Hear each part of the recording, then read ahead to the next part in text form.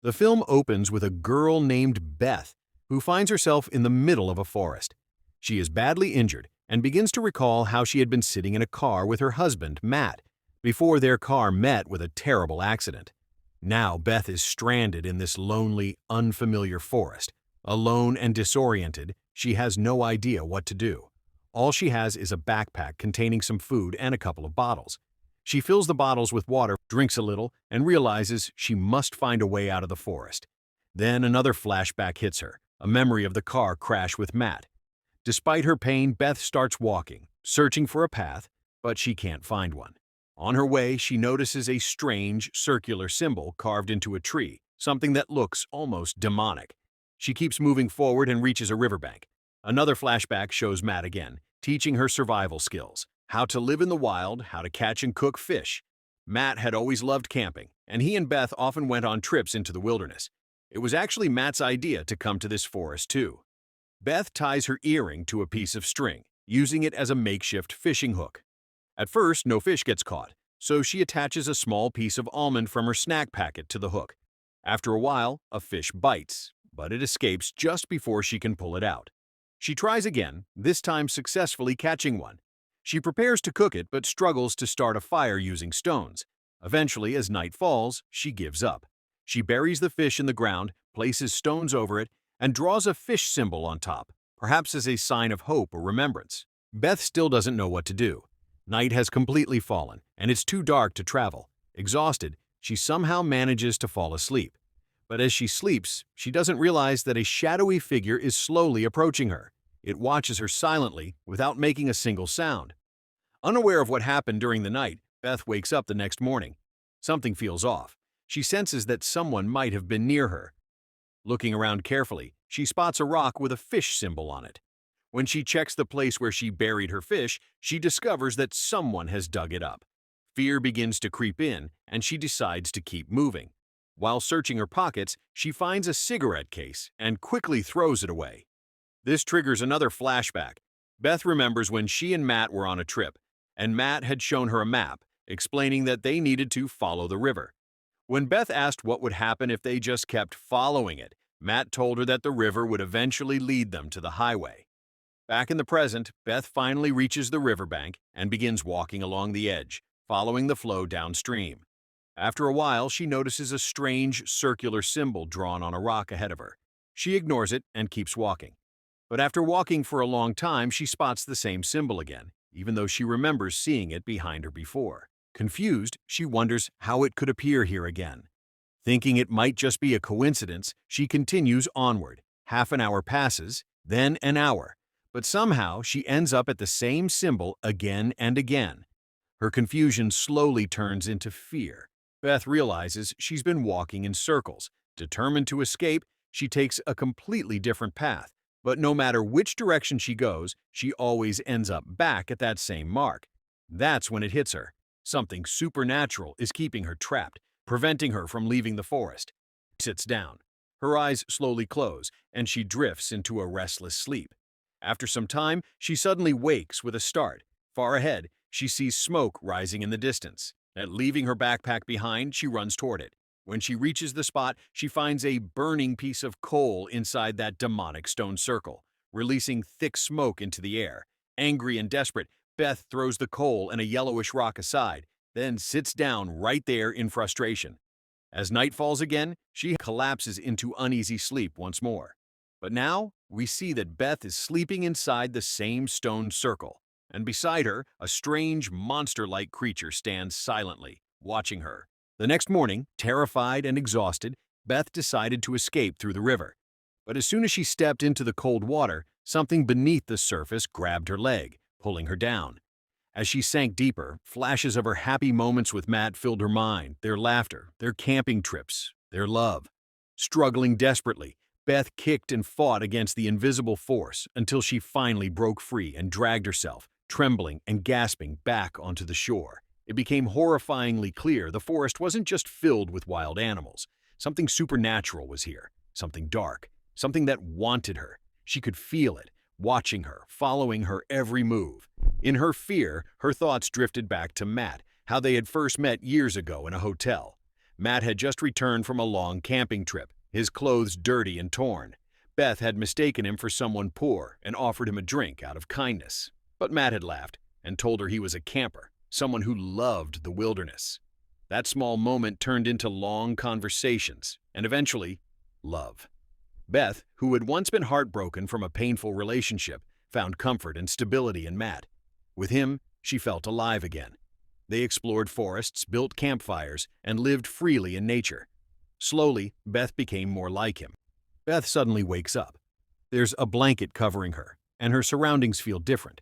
When she stands, she sees her shirt hanging nearby, along with her backpack and bottles placed separately on the ground. Confused, she gathers her belongings and puts them into her bag. But when she does, she notices Matt's name written inside. The sight overwhelms her with emotion. Just as despair begins to take over, she hears a female voice nearby. A young woman appears and helps Beth to her feet. The woman explains that she and her husband had come to the forest for camping and had found Beth lying unconscious. She leads Beth to their tent, helps her sit down, and offers her a cup of tea to warm up, assuring her that her husband will be back soon with supplies. For the first time in days, Beth feels a fragile sense of comfort. But as she drinks the tea, she notices something strange. The taste is off, unlike anything she's ever had before. Moments later, Beth starts to feel dizzy and disoriented. The young woman looks at her and softly calls her Mouse, the same nickname Matt used to call her with love. Confused and fading, Beth's vision blurs, and through the tent opening she sees Matt standing outside waiting for her. The woman then stands up and looks out of the tent too. But instead of Matt, she sees a demonic creature standing there, the same monster-like figure that had been watching Beth during the night. In that moment, Beth realized the horrifying truth. The woman in front of her wasn't human at all. She was a witch who lived deep within the forest. The tea she had given Beth wasn't tea, it was blood.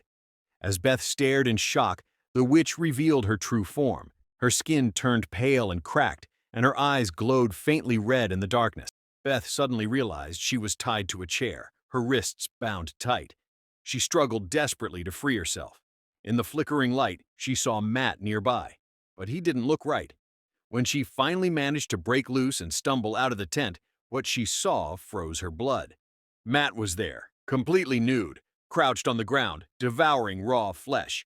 Terrified, Beth ran as fast as she could into the woods.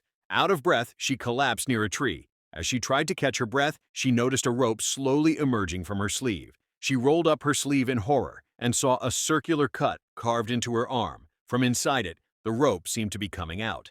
Then, just as suddenly, it disappeared, leaving her skin unmarked. Panicked, Beth got up and kept running. Ahead, she saw Matt and herself. It was like watching a memory come alive. Matt was proposing to her, holding out a ring box. But instead of a ring, it was filled with blood, and Matt's face was smeared with it. Beth gasped and stumbled backward, running again until she finally saw the entrance to a cave. Desperate for safety, she crawled inside. Inside the cave, Beth lit a cigarette, trembling. Memories of Matt flooded her mind again, how she'd once told her friends about him before they married. Everyone had liked him, though some had warned her to think carefully before making such a big decision. But Beth had been madly in love, utterly devoted. They had married and spent 6 beautiful years together, filled with love, laughter, and adventure. And now, she was alone, sitting in a cold, damp cave, surrounded by darkness. Suddenly, she felt something. She wasn't alone. Slowly, she looked up and froze. From the shadows above, something moved. The cave wasn't empty. It was filled with demons, grotesque, snarling creatures crawling along the walls, their eyes glowing in the dark. They had been waiting for her. Before Beth could react, they lunged at her, surrounding her, their claws and teeth flashing. She screamed as one of them dragged her into the darkness. At one point, Beth grabbed a broken piece of wood and stabbed a demon through the chest. Another creature lunged and pulled her back. But she fought wildly, screaming, and somehow managed to break free, running deeper into the forest once again, broken, bleeding, but still alive. At last, Beth understood the horrifying truth. Suddenly, she saw blood flowing on the ground, and from it the same devil rose again. Terrified, she didn't know where to hide. Through the trees, she spotted the river and rushed toward it, stepping into the freezing water. Something suddenly pulled her beneath the surface, but she fought back and managed to escape. Exhausted, she crawled out and lay down near the stone circle by the river. For now, she was safe, but for how long, no one knew. The next morning, weak and trembling, Beth tried once more to find a way out of the cursed forest. She found some berries and, starving, began eating them. Then she noticed her hands were covered in blood and saw a dead squirrel beneath her. She had eaten it without realizing. Horrified, she froze, and then a familiar, soft voice called her name. It was Matt. She turned around and saw her husband standing there, and memories came flooding back, their love, marriage, and life together. Beth had changed herself completely for him, but she had missed her old life and friends. Matt hated social life and often fought with her about it, especially over her addiction. One morning after another argument, Beth went to the garage to calm down and saw a door she had never noticed before. She opened it and went down to the basement filled with old boxes. When she opened one, she found horrifying photos of dead women, their bodies lying in the same forest she was now trapped in. Shocked, she turned to run, but saw Matt behind her. Before she could react, he hit her hard, knocking her unconscious. When she woke up, she was in Matt's car. She stayed still, pretending to be unconscious, waiting to see what he would do next. Matt was muttering angrily to himself, saying things like how Beth shouldn't have seen what she saw, how happy they had been together, and how much he had loved her. That's when Beth finally understood the horrifying truth. Her husband was not who she thought he was. Matt was a psychopathic killer who had murdered many women. Every woman who discovered his secret ended up dead. Realizing she was next, Beth tried to escape, but Matt grabbed a belt and tried to strangle her inside the car. In desperation, she caused the car to crash, breaking free from him. Injured and terrified, she fled into the forest, and that's where her nightmare began. Now, facing him again in the woods, Beth ran in fear as Matt chased her through the mist. Searching for a way out, she finally reached the river. Matt caught up, but Beth crossed to the other side of the river and entered a snowy part of the forest. Shivering from the cold, she tried to find shelter, but before she could, Matt appeared again. He tried to act calm, saying she should come home with him. When Beth called him a murderer, he accused her instead, saying she was hallucinating because of her drug addiction, that they had come camping, and she had crashed the car while high. He claimed only a few hours had passed, not a week. Beth hesitated, unsure if he was telling the truth, until she saw the belt in his pocket, the same one he used to strangle her. Then she knew the truth. Matt lunged at her, but Beth sprayed something in his eyes and ran deep into the woods. Matt, furious and obsessed, chased her relentlessly until he finally found her. But the woman standing before him wasn't Beth. It was the witch who had once tried to trap her. Beth had already disappeared into the forest. The witch had taken her place, hunting for a new victim. But Matt, being the monster he was, fought back. He bit off the witch's finger and managed to kill her before escaping. Still obsessed, he kept searching for Beth until he reached the demon-filled cave. Beth, desperate to end it all, led him there, hoping the monsters would destroy him. The plan worked almost. Matt fought the demons and escaped, severely injured but alive. He found Beth again and attacked her, punching her repeatedly. Before he could finish her off, the witch's son, a terrifying demon, appeared and killed Matt brutally. As his screams echoed through the forest, Beth watched silently, and then began to laugh. The story ends with one chilling question. Did Beth survive as herself, or did she become the devil's new partner? What do you think? Tell us in the comments below. Thanks for watching.